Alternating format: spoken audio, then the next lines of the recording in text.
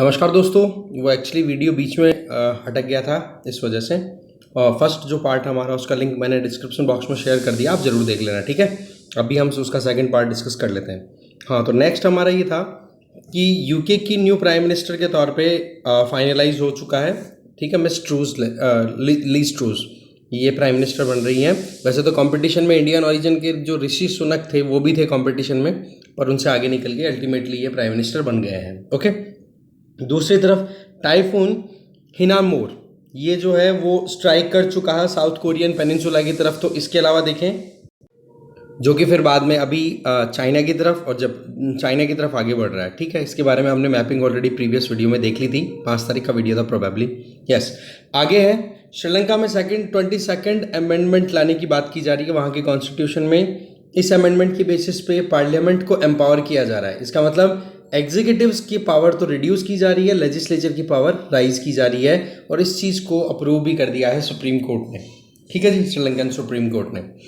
Russia ने Swift mechanism को bypass करते हुए चाइना के साथ में लेन देन स्टार्ट कर दी है, वीटीएफ लॉन्च कर दिया है। स्विफ्ट बेसिकली एक ऐसा प्लेटफॉर्म है जिस पे कोई भी इंटरनेशनल लेन देन होती है ना, उससे संबंधित मैसेजिंग या कन्वर्सेशन होता है पूरा डिटेलिंग का, कि हाँ भाई इतना माल आपके पास में पहुंच गया है, इतना माल का ये पेमेंट है, ये पेमेंट इस कंट्री के इस पर्टिकुलर बैंक से आपके इस बैंक में पहुंच जाएगा, वो सारी डिटेल, ठीक है। तो स्विफ्ट में देखो डोमिनेंस रहती है वेस्टर्न कंट्रीज़ की, और आपको पता है अभी रशिया और चाइना की एक एक्सिस बन रही है। और उधर देखा जाए तो ये जो कंट्रीज़ हैं, वेस्टर्न कंट्रीज, ये लगातार रशिया पे सैंक्शंस लगा रहे हैं, तो रशिया भी अपने रास्ते ढूंढ रहा है कि कैसे इकोनॉमिकल रेलेवेंस अपनी बनाई रखी जाए। इसके लिए आज मैं एक वीडियो भी देख रहा था जिसमें अफगानिस्तान के साथ में रशिया जो है वो बार्टर सिस्टम के ऊपर लेन देन करेगा। इससे क्या है, अफगानिस्तान में जो तालिबान गवर्नमेंट है वो भी सर्वाइव कर पाएगी और रशिया की भी एक रेलेवेंस बन जाएगी उधर, क्योंकि करेंसी में तो लेन देन करना मुश्किल है। क्यों? क्योंकि तालिबान है, वो भी आपको पता है कि अभी फिलहाल इतना ज़्यादा एक्सेप्टेबिलिटी है नहीं इंटरनेशनल कम्युनिटी में तालिबान की गवर्नमेंट की, किसी ने भी अभी तक अप्रूवल दिया नहीं है। और दूसरा रशिया है, वो सैंक्शंस का सामना करना पड़ रहा है, तो चोर चोर मोसेरे भाई, हो गया काम। ये है पूरा सीन। इसके आगे देखा जाए, ये देखो, ये है जॉब जिसके लिए कोई सपने देखता है। बंदा है जापान का, और इस बंदे ने क्या डिसाइड कर रखा है कि हाँ जी, जो भी सिंगल इंडिविजुअल्स हैं, जैसे ये लेडी है, इनके साथ में ये जहाँ पर भी ये बोलते हैं, जैसे इस बंदे का काम क्या है, फ्री टाइम पास करना है, और केवल कंपनी देनी है जो पैसे वाले लोग हैं उनको। पैसे वाले लोग पैसे कमाते कमाते इतने अकेले पड़ गए कि बंदा जो है वो केवल इसी चीज़ के लिए है कि हाँ जी मेरे को कुछ नहीं करना, जाकर के बैठना है, कोई इधर उधर की बातें कर लेनी है, टाइम पास करवा करके आ जाना है। इस पर बुकिंग का चार्ज कितना लेता है वो? 71.3 डॉलर्स, ठीक है। अब 56 आप ये देख लो, लगभग 5,600 रुपये तो ये बंदा एक बुकिंग के लेता है। केवल क्या करवाना है, बातचीत करनी है, टाइम पास करवा के आना है लोगों को, और कुछ ही नहीं करना। अब बोलो, वेले बैठने के भी पैसे मिल रहे हैं, ठीक है। ये बड़ी डिजास्टरस सिचुएशन है भाई। पैसा कमाने के चक्कर में लोग अकेले पड़ गए। आज एक और वीडियो भी देखा था नितिन गडकरी जी का भी मैंने, उसमें भी क्या बताया, बोले कि मेरी सिस्टर ने अपने बच्चों को पढ़ाने के लिए अमेरिका भेज दिया बैक टू बैक, और वो अकेली रह गई। अब वो अकेलापन खाता है, उनको परेशान करती है, हो रही हैं। तो पहले ही बोल दिया था, बोले अकेले परिवार का देखो थोड़ा सा बैलेंस रहना चाहिए, क्योंकि अल्टीमेट जो हम एथिक्स में पढ़ते हैं, हैप्पीनेस बहुत बड़ा एक पॉइंट रहता है, राइट। खैर, अपने अपने तरीके हैं। आ जाइए फिर नेक्स्ट।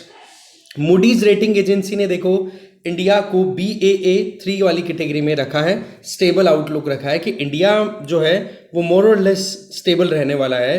हाँ, ये बात ठीक है कि इंटरनेशनली अगर ग्लोबल सप्लाई चेन की बात करें, इसमें डिस्ट्रप्शन एंड नेगेटिव इम्पैक्ट्स हैं, पर फिर भी इम्पैक्ट ज़्यादा इंडिया की इकोनॉमी पे देखने को नहीं मिलेगा। Baa3 ये कैटेगरी में रखा है, स्टेबल आउटलुक रखा है, ज़्यादा वोलेटाइल नहीं रखा है कि हाँ जी बहुत ज़्यादा वेरिएशन आएगा इंडियन इकोनॉमी की परफॉर्मेंस में।